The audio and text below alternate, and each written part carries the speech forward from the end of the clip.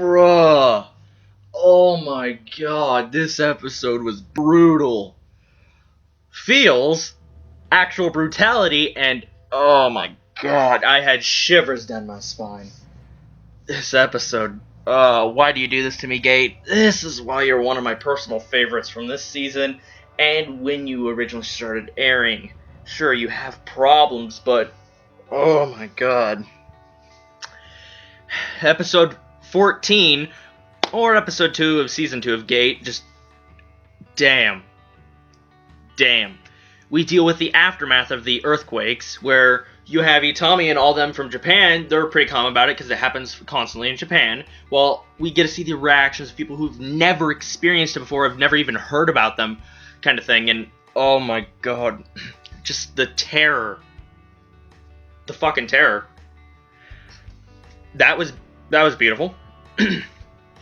And then they march straight into the Imperial Palace after Pina makes Itami go with her because she is terrified. And for someone who's never been in an earthquake before, I don't blame her. I've never been in an earthquake before, so I'd be terrified. So she has Itami, the ambassador, and two of his guards go with, well, two of his group members or whatever, go with him to the Imperial Palace where the king is, the emperor is. And, well, they're basically marching straight into the headquarters of the enemy and everything. So, ballsy move, first of all. And then we have the emperor learning about the earthquakes, and oh my god, that despicable fucking prince comes in, Zolval or whatever, and he apparently has a prisoner of the Japanese. Before the events of episode 1 in season 1, or just episode 1 of Gate and everything, apparently they managed to sneak through the gate and kidnap people before they marched an army through and got destroyed. So there were several Japanese kidnapped, and one of them, this despicable fucking prince, oh my god, he kept one of them prisoner while he sold another one to the black markets where they got sold to the mines. Well, there's two other prisoners. Hiroki, which is one of them, he got caught in a cave-in and he died in the mines, and the other one we don't know the identity of so far, but they managed to recover one prisoner. Now, how they recovered it was the fucking highlight of this episode for me. Oh, I still get shivers talking about it. Fucking Itami. The moment he heard the prisoner speak Japanese, Itami flipped. He charged, attacked, he started beating down everyone, he struck the prince. Oh my god. And then Kobayashi, the small chick, she goes in, and Itami says, you guys can fire at will. And the Emperor's just sitting back with Pina, and he doesn't give a shit that his son was... I don't know if it was his full-blooded son or the son of the previous Emperor, but he doesn't give a fuck. He's just watching with interest, and Pina's sitting there like, don't fight, or please don't kill each other, kind of thing. And, oh my god, it was brutal. First of all, the prince's guard thinks they can handle the Japanese. As long as you even have two guns, this army's fucked, because the guards, they tried attacking. Kobayashi put a bayonet on her gun, and she was stabbing, she was hitting people with the end of her gun. Oh my god. That was so fluid and badass. And then comes to the part where Itami asks if they have any other prisoners other than this chick that they just rescued and everything. The prince doesn't answer right away, so Itami has Kobayashi go over. She puts on gloves, puts her gun away, and of course people underestimate her because of her size and she's a woman and all that. Because this is still in the barbaric stage a little bit, they underestimate her. So the prince, he gets the shit beaten out of him. Kobayashi uppercuts him, I believe, yeah. She just basically beats him to near death. And then she gets on top of him and starts striking him over and over and over and over. And his face is black and blue and he's bleeding. And he's like, please, no more. Oh, that was so fucking satisfying. I cannot express that enough. Seeing this despicable fucking character introduced just in the previous episode get the shit beat out of him. Oh, this is why I love you, Gate. This is why I love you. you do stuff like this. And they could have censored it. No, they showed Kobayashi beating the shit out of him, and then they showed his face. Oh. And they only stop. Itami put a gun to his head and asked about the other prisoners, and Itami was forced to back off a little bit because the warrior bunny chief or whatever, she comes to the prince's rescue, which is weird, because when the prince was introduced, it seemed like he was taking advantage of her, he was being super despicable with her kind of thing, but she actually came to save him, so that means she's still ensuring the safety of her tribe, but does that also mean she actually cares about him? Cares, like a friend would care for her friend kind of thing? I don't know, but originally I thought maybe they would end up saving her. Now it seems like they're probably going to end up clashing with her and the prince.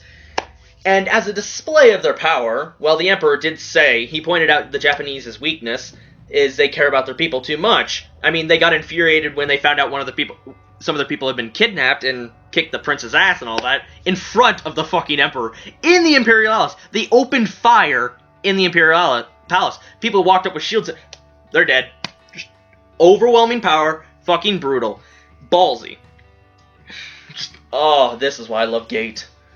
Now, it seems like we have some interesting stuff gonna go on. Toka's still suffering from the dad denial and everything, but I think we're finally gonna get a close on that whole little thread that plot point never finished. I think they're finally gonna snap her out of denial, because the preview is called Tuka and everything, and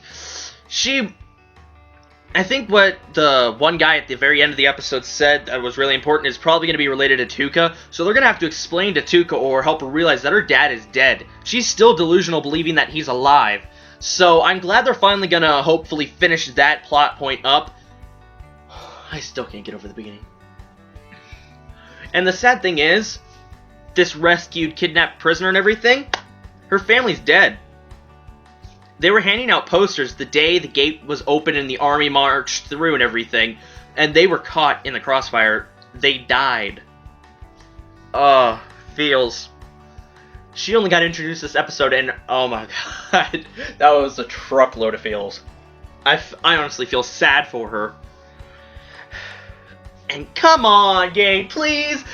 Only these small appearances of Rory. We need more Rory. 2 episodes into Season 2, we've only had probably, 10 seconds, 15 seconds of Rory? Oh, I miss my Rory. Best girl. I hope she does get more involved, like, she starts becoming more important, more important to the story, or she gets more lines, please.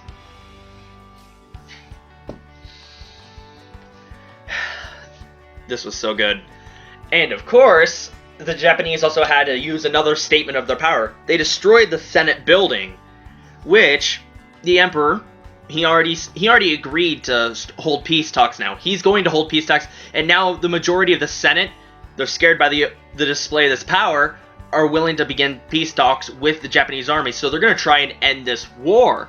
But as Itami said, peace is simply a time for the next war. Prepare for the next war.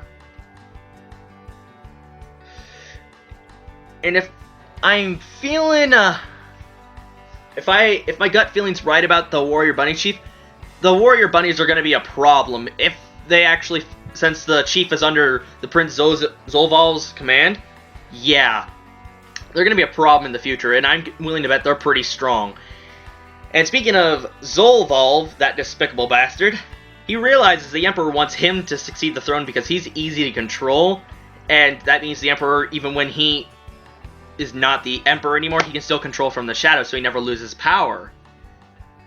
That family's messed up. And now Pina is considered a traitor to the royal family for Zolval, and we get introduced to another brother who's apparently the son of the previous Emperor too. And yeah, so Zolval sets out 2 things. Who are you gonna follow? Me or my father, the current Emperor? So shit is getting real. A lot of build-up, and I swear to God, if every episode of Season 2 of Gate is going to be this good, I wouldn't give a shit about the flaws. Hell, I don't give a shit about the flaws even now, but I might put this at my top so far for winter 2016 because, damn. Now, tell me your thoughts in the comments below. Did you like the beating? Was the beating similar or different from the light novel or the manga? Don't spoil anything after what has happened in this episode. And tell me if my theories are correct, or give me your own theories. I like to hear from you guys. So yeah, be sure to leave a like, comment, or subscribe for more reviews, reactions, vlogs, talks, usual. Check out the links in the description where you can go and add me on Twitter and Facebook. Go check out Gate Season 2, Episode 2, otherwise known as Episode 14 of just Gate, since they split it up into 2.